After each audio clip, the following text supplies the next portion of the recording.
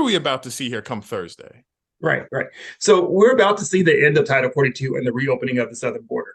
And what that means is the border was closed for 2 years, specifically during the COVID time. And then there was the continuation of Title 42. So people were not able to apply for asylum. So for all the time for those individuals who are outside the United States, now they have an opportunity to apply for asylum. So influx of people at the southern border applying for asylum. But we must remember that nobody was able to apply for asylum the last 2 years. So while it looks like a lot, if they were allowed to do it continually over that time, the numbers would sort of balance it out. Okay. All right. All right.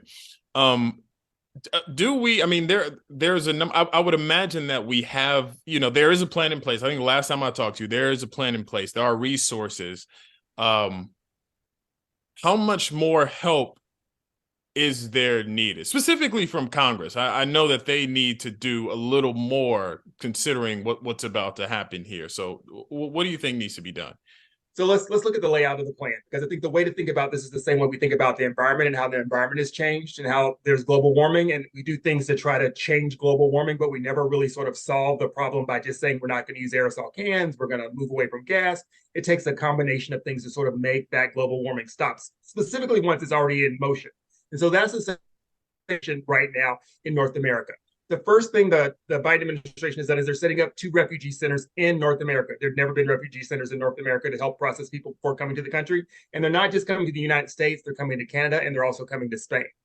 The other thing the president did was he started this parole program that allows 30,000 migrants to come to the United States a year for people who have family already in the United States, right? So that's already happening for a handful of countries. That's brand new. It's in the Fifth Circuit right now that the Republicans are saying you can't even do that, right? So the problem in the country right now is that Congress is not working well. And I don't know when we decided that Congress is okay not to do a job and to point the finger at every other branch of government for their failures of doing something on anything. Immigration was last changed 30 years ago when Reagan was president. So we need immigration reform. With immigration reform, we'll have a consistent policy at the southern border, so there won't be the things that sell to cartels to say, this is changing, this is lifted, that causes this influx. Title 42 was going to be lifted 4 different times. All of those occasions, we saw migrants appearing at our southern border to apply for asylum, which is their legal right to do so, right? That's a wonderful thing that people want to come to our country to work to add to what America has become based on immigration, to fill some of these jobs we have. We have 11 million jobs. So the concept that people coming to the United States is a problem is part of the situation we need to remove ourselves from, because we don't say that at any of the other airports around the United States, right? And when we start looking at crowds of people showing up by foot at the southern border, saying that's why don't we look at the airports and see the number of people standing in line at customs and immigration? They're the same lines. People applying for admission to the United States, and we have choices to apply to both of them equally the same. One of the shortfalls in the Biden administration is that they seek to do some of the harm that the Trump administration did, which is saying basically, if you're walking to apply for asylum, you need to apply for asylum in the first country you come to. If you enter between irregular ports, meaning, if you walk 100 miles from the United States you've never been before, you don't know where the port of entry is. These concepts of where the port of entries are and the right way to do something necessarily isn't true always. So if you enter between the port, you're going to be banned for 5 years if you do it irregularly, right? So people know a lot of this information that we're putting out isn't actually meeting the migrants that may have started walking months ago to get here to sort of confront this issue. So that's one of the challenges that we have, a sort of information challenge. We have a congressional challenge that they haven't done anything, but we also have 2 branches of government that are not working together.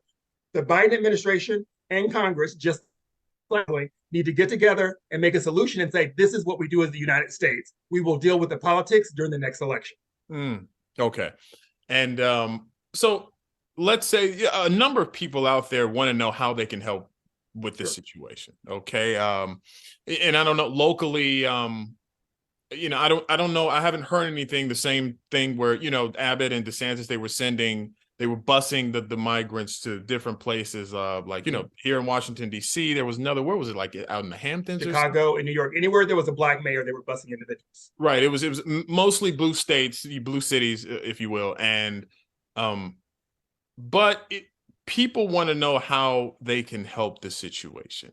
I know there are tons and tons of resources and programs and volunteer programs. So what can you tell me? What things can people do to, help out? Well, first of all, of course, understanding the situation. Clearly, you have to understand the situation. Right. But what can you do? Are you a part of some? I assume you're going to be, somewhere on the front lines, or you're going to be somewhere doing something, helping these migrants, adapt when they get here. So, what can people do to help?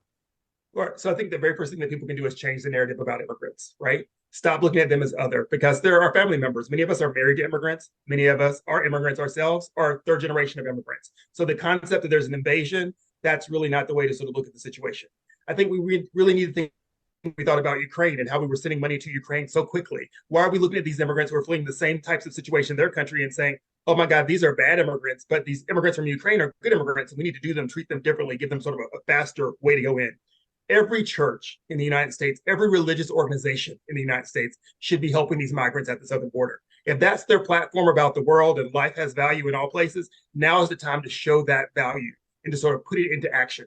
Places like Catholic Charities, Haitian Bridge, uh, the Lutheran Church, all those places are on the ground helping these migrants get food, clothing, and diapers while they wait to see if they can be processed. An understanding that every migrant might not have a chance to make it to the United States because asylum is a very limited field, that many of them might be returned. So part of that is to say, let's make, while they're here, their situation a humanitarian situation. Stop looking at them as a problem and look at it as an opportunity to show who we are as the United States. And finally, become congressionally smarter. We have 11 million jobs. Immigration. We haven't revised that system. We need to elect people who understand that we need other pathways to get to the United States, not just for rich people, not just for people who are doing high level skill jobs. And people will be able to come in return. This whole thing about punishing people, causing harm to families, causing harm to children. We have 11,000 children that are still missing from the Trump administration that were separated from their families when they were toddlers and have not been returned. Imagine if that happened to you in your family situation and your child was taken from you and another family and they don't even know where they came from. Those are the type of things that we can remodel and become the United